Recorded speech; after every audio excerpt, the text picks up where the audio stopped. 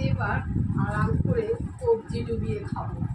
এই নে মা, তোর জন্য লুচি বানিয়ে এনেছি, লুচিটা খেয়ে নে।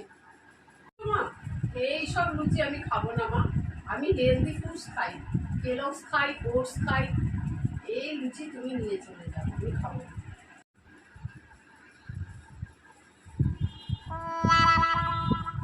হ্যাঁ রে বোনা, আমি দেখতে পাচ্ছি তুই আসার পর থেকেই তুই মোবাইল নিয়েই ঘেটে যাচ্ছিস।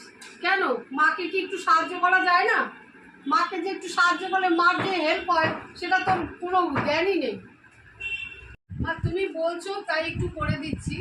আমার না বাড়িতে কোনো কিছুই করতে হয় না, সব আমাদের কাজের লোক আছে, তারাই সব করে দেয়।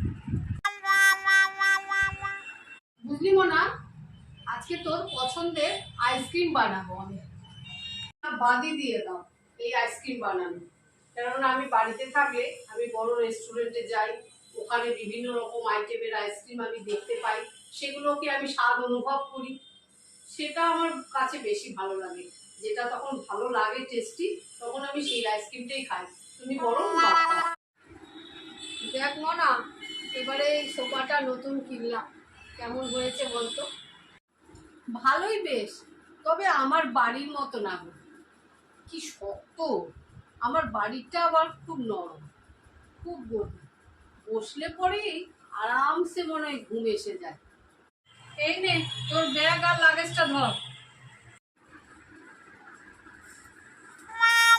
যা তোর বাড়ি তুই চলে যা।